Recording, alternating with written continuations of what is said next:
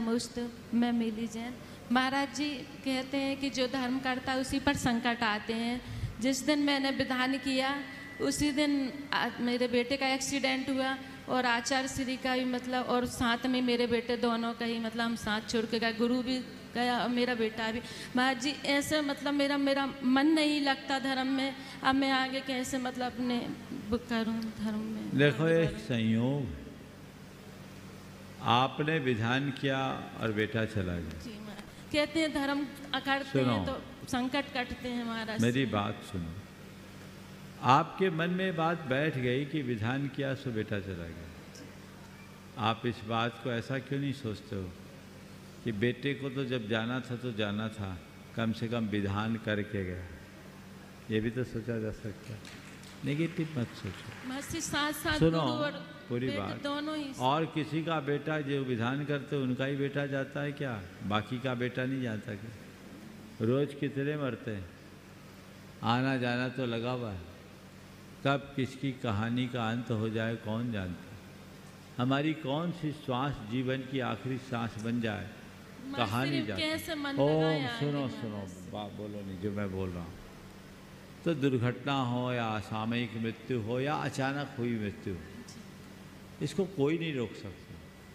हम लोग तो बचपन से ही पढ़ते हैं, राजा राणा छत्रपति हाथिन के असवार, मरना सबको एक दिन अपने अपनी बात। इन सब बातों को स्वीकार करो।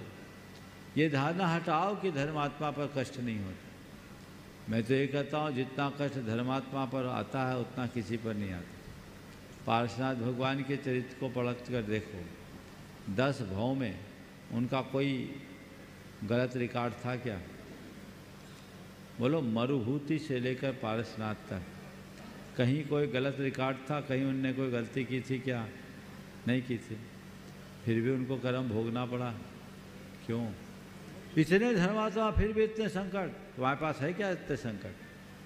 आज तो हम लोग बहुत भाग्यशाली हैं, इतना सब कुछ होने के बाद भी आज हमारे अंदर हमारे ऊपर इतना संकट नहीं। तो हम सब कुछ कर रहे हैं संयोग। धर्मात्मा पर कष्ट आता है तो धर्म क्यों करे? धर्म इसलिए मत करो कि तुम्हारे कष्ट टल जाए। धर्म इसलिए करो कि कितने भी कष्ट और संकट आए हमारा मन संभले रहे, क्योंकि धर्म हमारे संकटों को टालता नहीं, संकटों में संभालता है। तत्व ज्ञान का सहारा लो, इसे अपनी नियति की परिणति मानकर स्वीकार कर लो तो ये दुख दूर हो जाएगा। जो बचपन में पढ़ा और सुना है उसे याद करो। राजा राणा छत्रपति हाथी के सवार, मरना सबको एक दिन अपने अपनी बार। ये सच बात है कि झूठी? हाँ सही है। तो इसको स्वीकार करो ना जी। बोलने में और बोलने में नहीं, अंदर इसे। ये तो सच है कि नहीं? पहले बोलो। सच है। तो सच को स्वीकारोगे तो सुखी रहोगे, झूठ को अपनाओगे तो दुखी रहोगे। रोना है तो झूठ का सहारा लो, और जिंदगी भर मुस्कुराना है तो सच का आश्रय लो।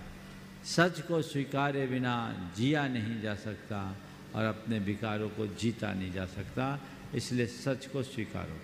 नमोस्तु गुरुदेव। नमोस्तु गुरुदेव। मैं राजस्थान भिलवाड़ा से आया हूँ और मेरी जिज्ञासा ये है, मैं ये पूछना चाहता हूँ गुरुजी की भगवान किसी को देता है या नहीं देता है? पहली बात तो ये अपने कर्मों से मिलता है या भगवान देता है?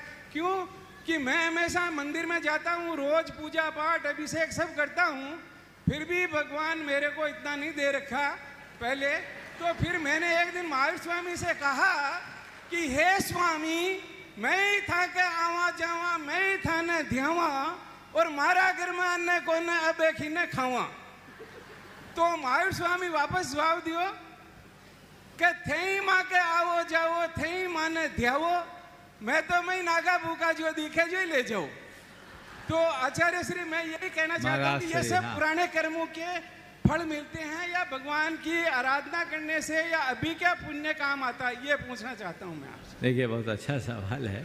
हालांकि आपको तब खड़ा होना चाहिए जब बुलाया जाता है। बहुत अच्छा। मान गया आपकी पहले जिज्ञासा, क्यों मेरा नाम नहीं आता? वो देखिए, मैं आपसे एक सवाल करते हैं। पेड़ के नीचे जाने पर खड़े रहें भिलवाड़ा वाले,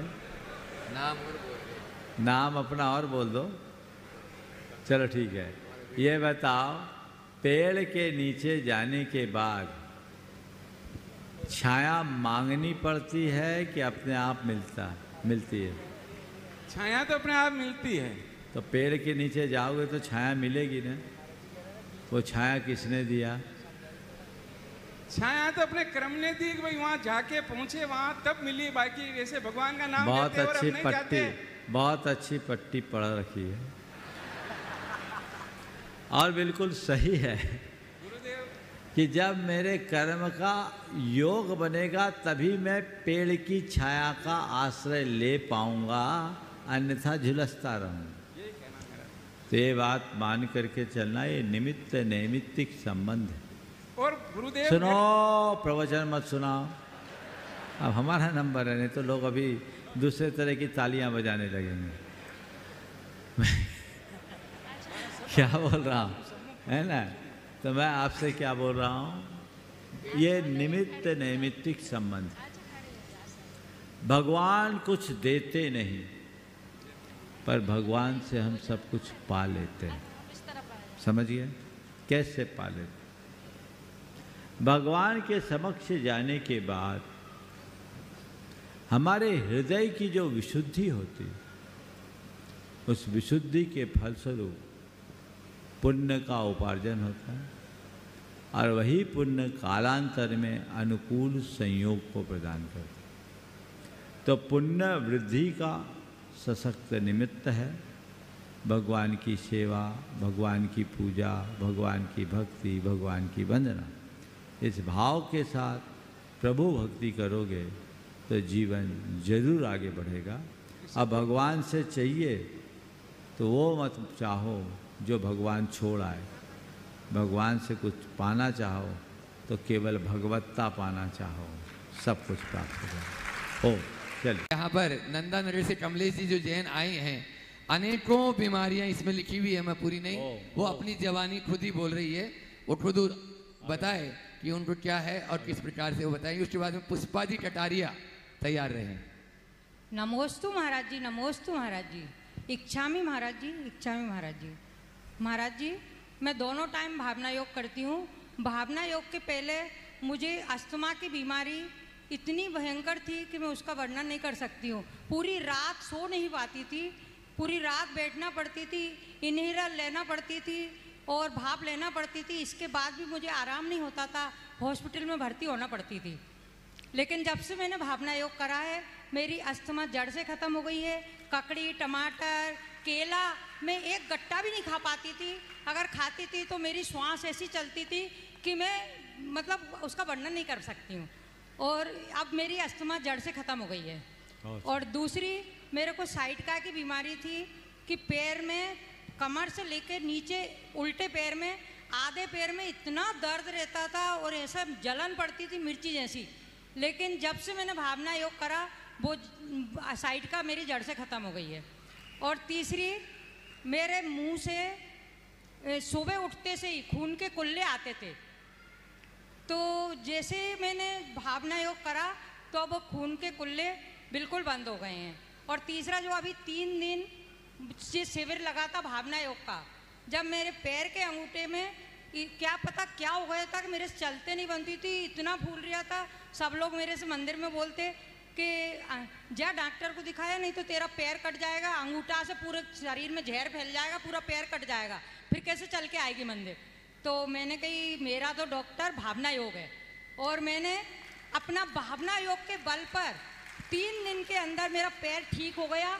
और अभी थोड़ी खाल निकल रही है, ये अभी की बात है, जो 3 दिन का भावना योग करा था, उससे मुझे भावना योग से इतना आराम है और इतना विश्वास है। और मैं सबसे यही कहना चाहती हूँ कि सब भावना योग पर विश्वास रखें, डॉक्टरों की जगह भावना योग को अपना डॉक्टर बनाएं। और गोली दवाई महाराज जी मेरी बिल्कुल बंद हो गई है। देखिए, ये भावना योग का इन पर प्रभाव है और निश्चित जो लोग श्रद्धा से आपूरित होकर भावना योग करते हैं उन पर इस तरह के और इससे भी अच्छे प्रभाव पड़ते हैं। हालांकि मैं इनसे ये नहीं कहूँगा कि डॉक्टरों की बात मत करो, भावना योग करो, भावना योग को एक चिकित्सा के रूप में स्वीकार करो। लेकिन कोई बीमारी अगर ऐसी गंभीर है तो आवश्यक चिकित्सा में परहेज मत करना, नहीं तो पता लगा कभी कभी मामला उल्टा भी हो सकता है। लेकिन फिर भी भावना योग करके हम अपनी बीमारियों से काफ़ी हद तक मुक्ति पा सकते हैं। इसका उदाहरण आप सबके साथ